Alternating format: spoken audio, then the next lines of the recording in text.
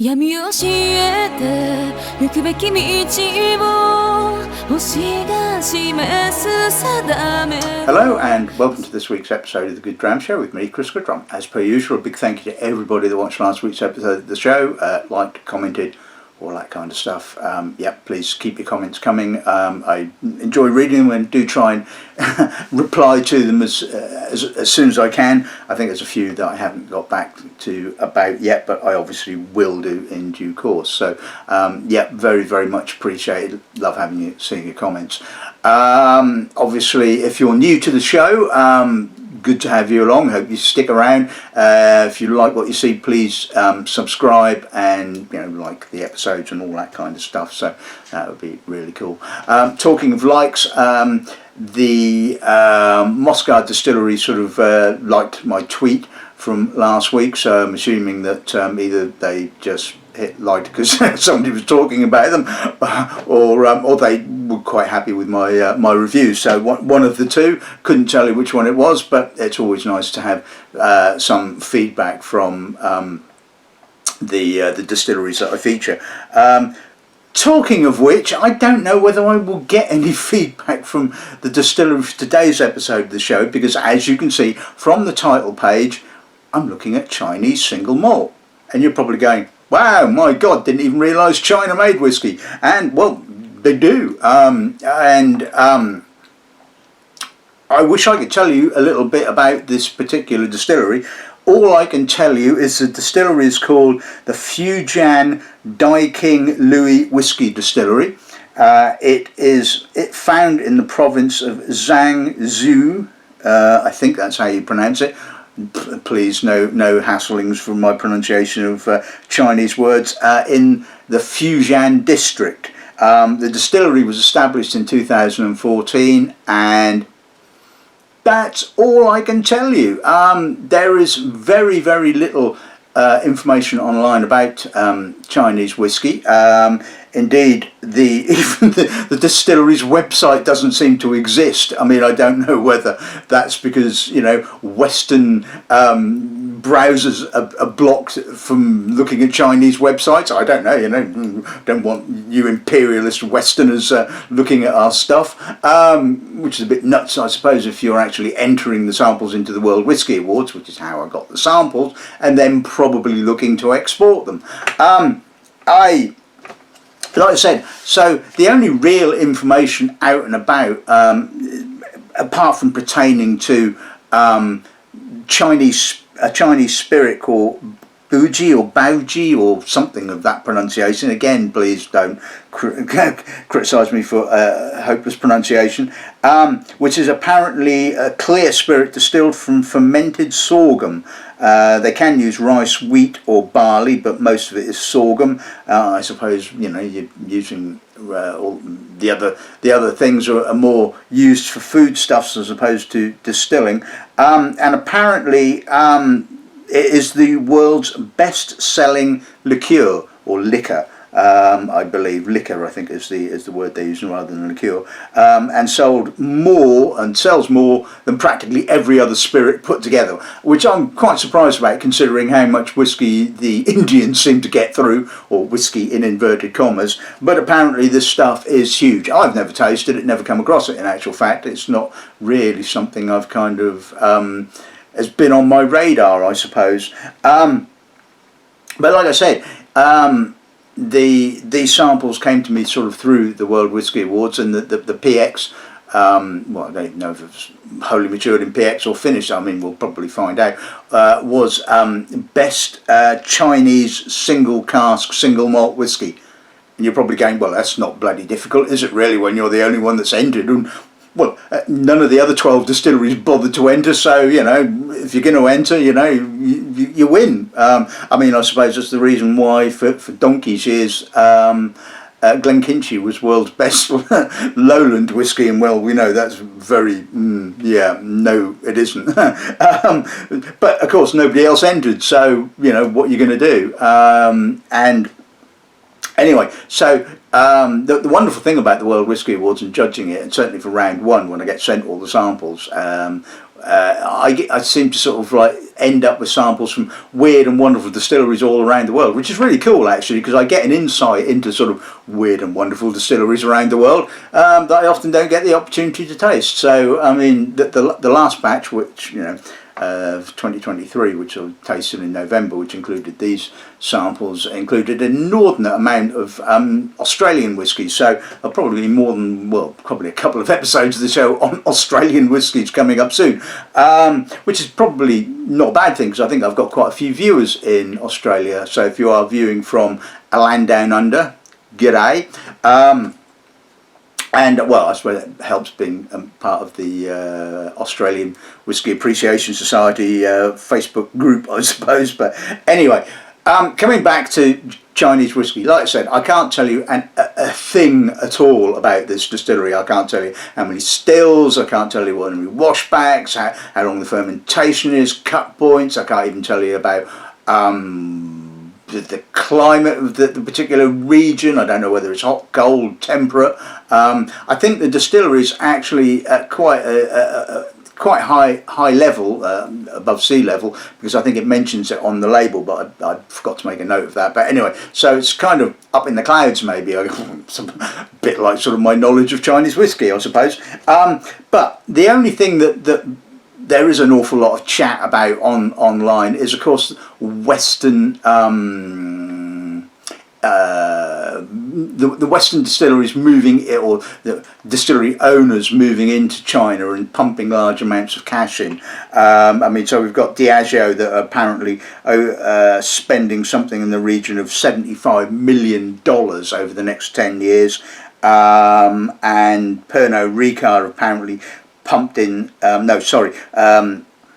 Diageo are pumping $75 million straight away into building a distillery, or have built a distillery, and I believe Pernod Ricard are funneling $150 million over 10 years into China, and like I said, that's pretty much about all I can find out online, apart from there was a blog, I think it's a Master from Malt blog in actual fact, saying, oh, this is the end of whiskey as we know it, and I'm thinking, well, that's probably being a bit doom and gloom, really, isn't it? It's like, okay, the Chinese want to take over the world. Well, yeah, maybe it could be the end of Scottish whiskey, who knows?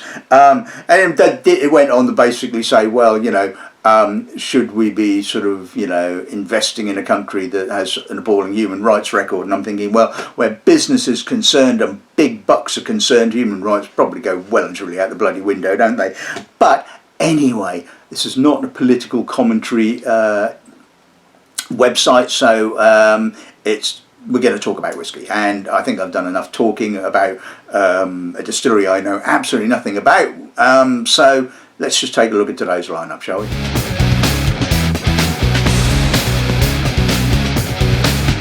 Okay, so like I said, really super excited to share these whiskies with you guys. So these are all single cask bottlings, bottled at cask strength, so obviously non-chill filtered, so gotta hand it to them doing stuff the right way, it would appear. I don't know whether they have any other ranges or not, whether this is their top range. Like I said, don't know anything about it. So this is X-Bourbon. It's bottled at 59.6%. What little information I could find out, it's apparently called Forest Green. Now, I don't know whether that is the actual name of the whiskey or whether that's just related to the colour.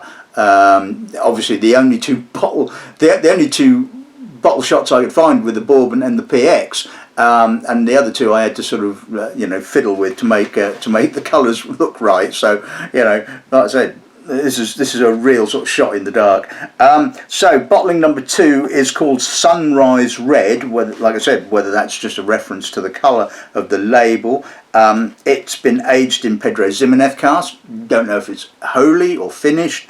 So it's, like I said, a single cask. So I'll assume it's just a single PX cask, and bottled at 52.8%.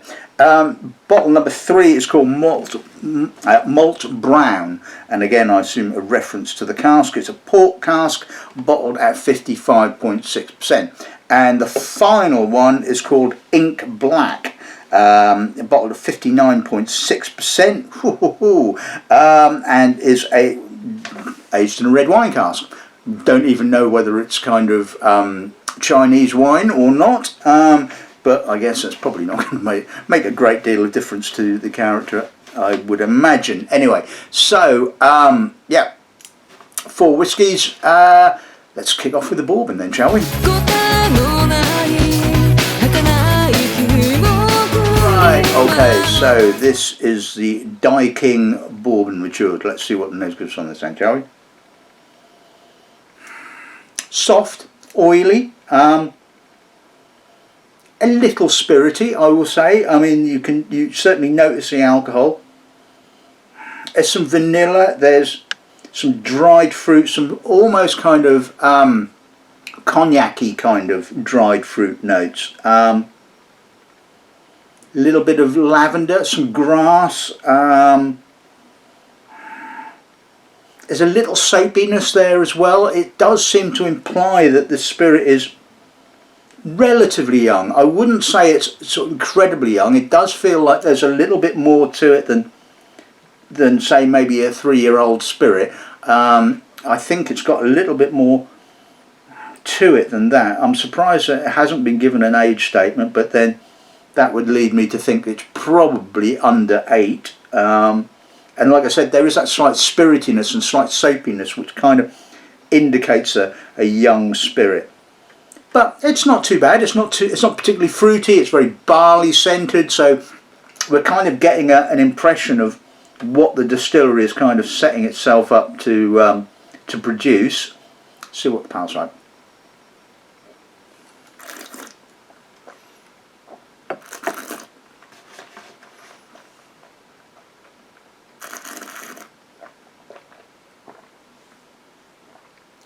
Oh, that's a hit of alcohol.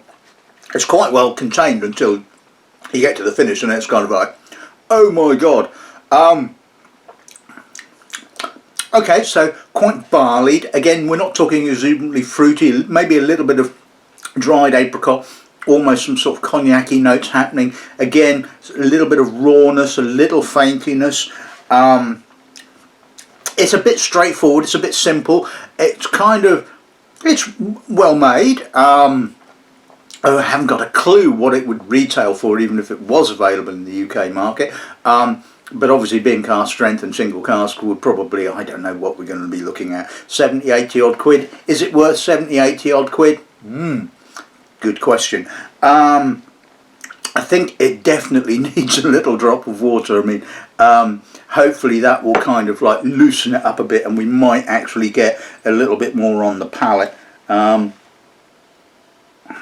bit more oily, a bit younger. It's kind of emphasised its youthfulness. It's brought out the sort of a bit more of the savouriness, but again a bit more of the youthful, almost kind of faintiness. So it's just kind of saying to me that they're aiming for quite a malty, barley scented, rich style in a sort of, maybe they're using worm tubs, maybe they are looking for a sort of a dull, winny kind of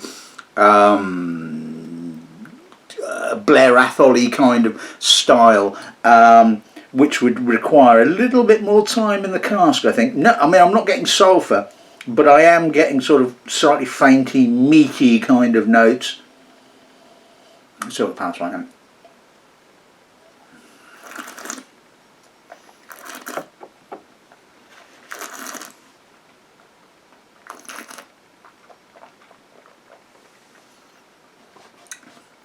Raw, slightly fainty again, a lot younger now tasting, oily, a bit short.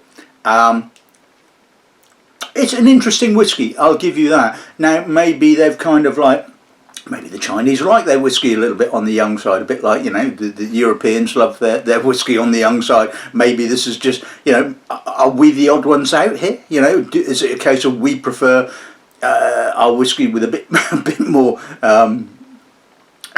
more sort of age to it? Maybe we're the odd ones out. Maybe it's just everybody else wants it sort of young and intense and astringent, and you know, who's right, who's wrong? can't really tell. To me, it just hasn't kind of quite developed enough. There's still too much youthfulness, but it's an interesting insight into what the distillery is attempting to achieve, I think.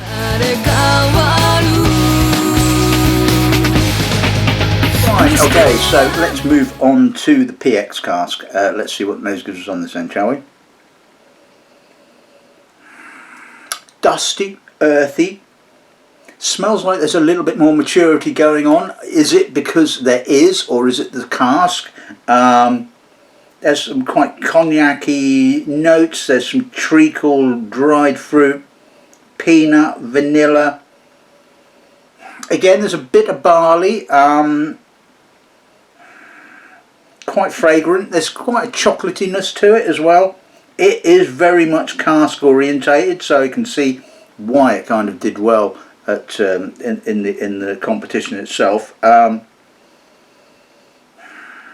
Quite soft. I mean, it's you know, if you like, you know, PX cask whiskies, then yeah, absolutely fine. Let's see what pass on.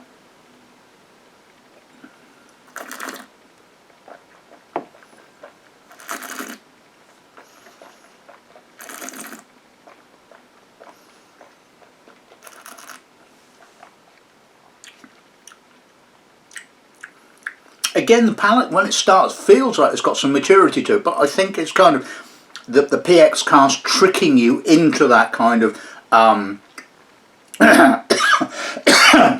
excuse me, line of thought. The dried sort of cognac-y, kind of sub-armagnac-y kind of dark fruits are kind of implying that it has a bit more age than it does, because certainly on the finish that young spirit kind of comes through, but it's not as harsh, and it's maybe not as fainty as the bourbon cask bottling, so maybe the spirit is a little bit older. It's got a nice length, it's quite herbal. Again, we're pretty much all about the sherry character, the dried fruit, the prunes, that kind of thing. But yeah, I mean, on the whole, very drinkable.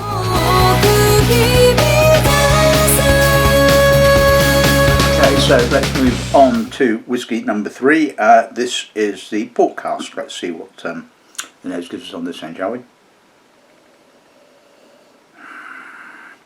Quite high toned. It's got a sort of an almost kind of column still kind of note happening. Sort of, you know, that column still dried fruit, but there is hints of tawny fruit, spice, toasted oak, a little bit of malt. Again, we're talking a lot of cask, but then, like I said, you've got this kind of column stilly kind of character coming through. Is it because they have a column still there? I have no idea. I mean, it's one of those things, isn't it? You're sort of like, you know, you're trying to get kind of clues to its manufacture from the nose, and you know, sometimes they throw you a complete curveball. This could well be, you know, double pot distilled for all I know, and it's just the way it's interacted with the port cask. Let's see what passes on.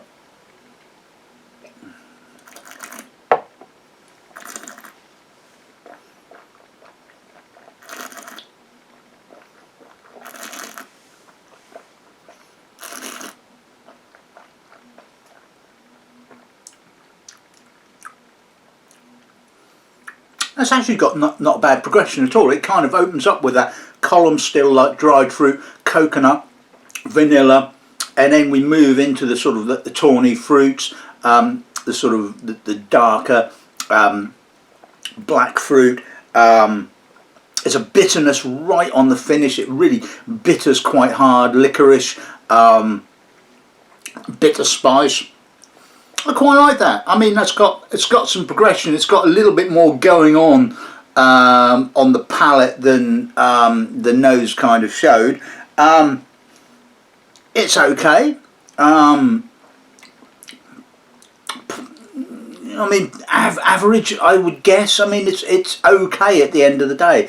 I'm not getting a great deal of like I said, it's difficult to say. Am I getting distillery character? Is there high tone sort of, is there column stills being used? I don't know. It feels like it is. So if that's the case, then yes, I am getting some distillery character. If it's a case of no, then, well, God knows what I'm getting.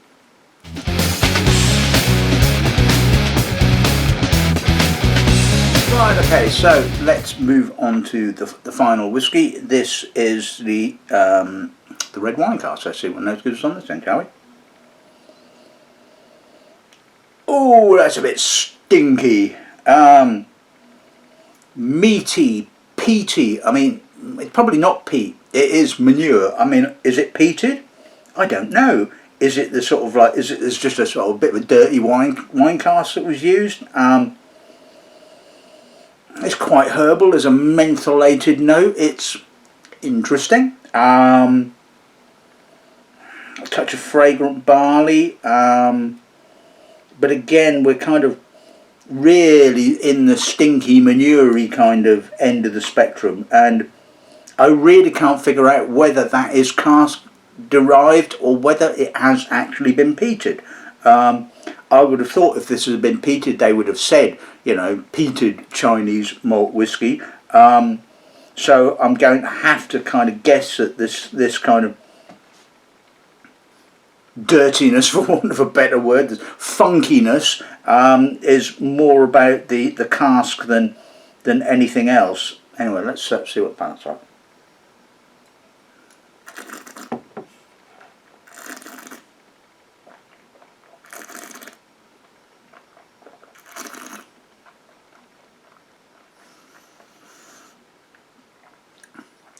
Again, quite savoury, meaty, funky, peaty, although maybe not peaty, maybe it is the cask funk.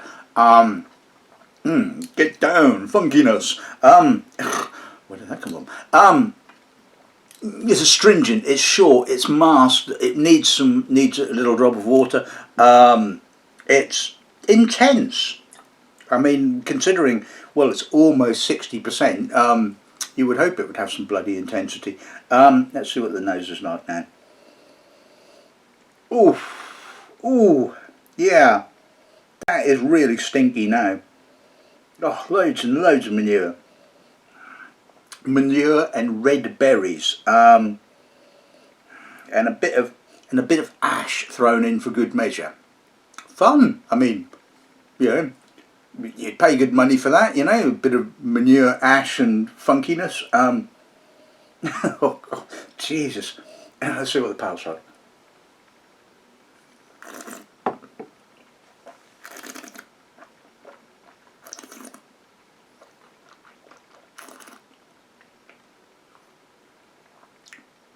Well, that's a really bit disappointing, actually, the palate now. It's kind of a bit green, a bit kind of a bit homogenous. It's not really kind of weird and wonderful and funky anymore. It's kind of a bit, it is obviously all wine cask, and yeah, it kind of lacks the fun element, I suppose. It's probably a little bit more drinkable because it kind of tames that alcohol, but yeah, it is what it is, I think.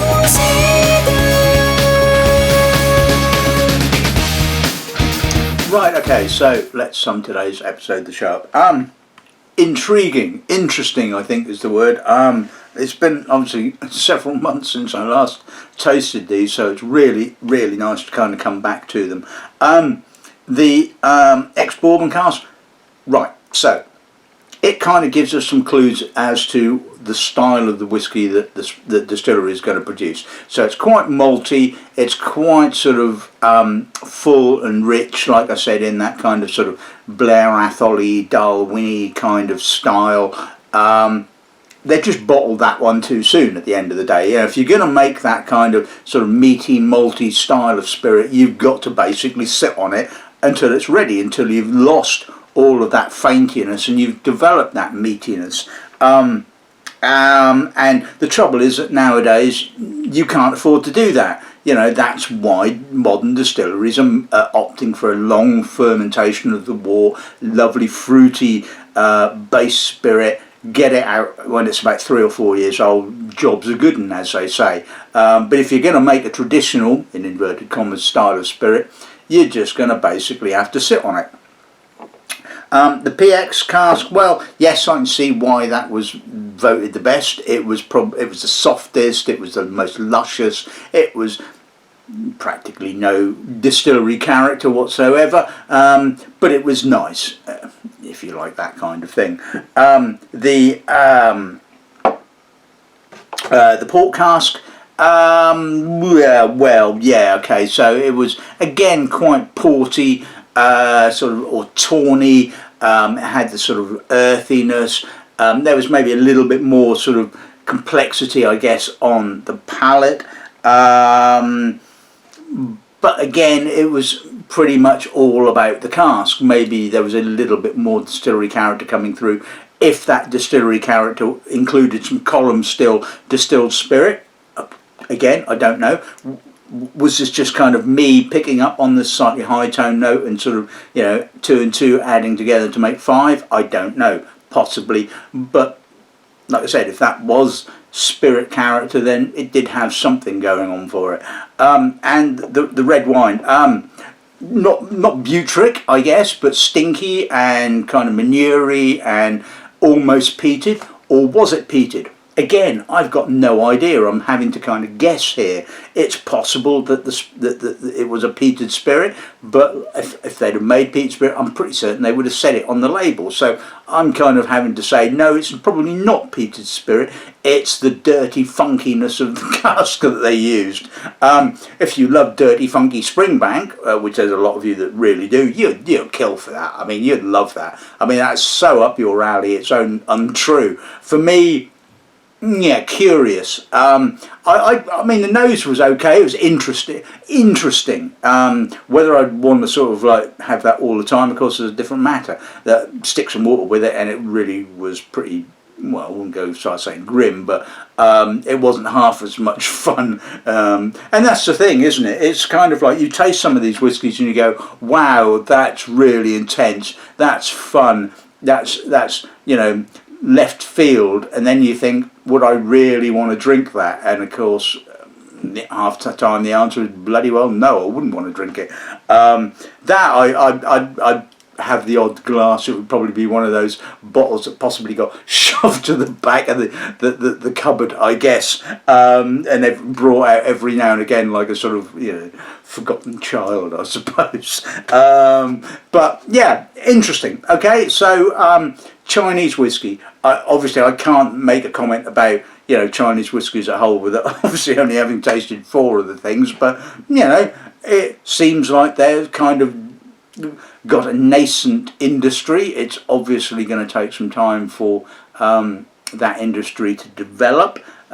Certainly, the likes of Diageo and Pernod Ricard, I think it's worth in investing serious amounts of money in. And well, you know, given the size of the country, why not? You know, that's, you know, there's not very many parts of the world that are left to exploit, I suppose, malt whiskey wise. So yeah, get in there while you can, I suppose. But like I said, it's always that kind of question of whether you really want to deal with despotic countries that have a poor human rights record. But of course, like I said, you know, when the moolah is involved, those kind of things go out the window. But anyway, from a tasting point of view, really, really intriguing. Whether you'd want to go and buy a bottle, I imagine if it popped up in your market and you know it's the first time you've ever had the opportunity to taste a Chinese malt whiskey, you'd probably buy it. You might not buy it again, but you'd buy it for the first time, which is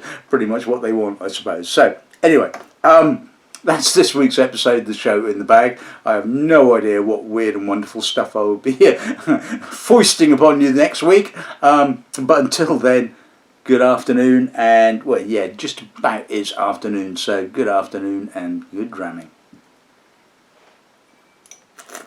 愛しい人はいつか出会い巡ると呼び合いつながる二つの行動何を教えて行くべき道も未来定めの導きの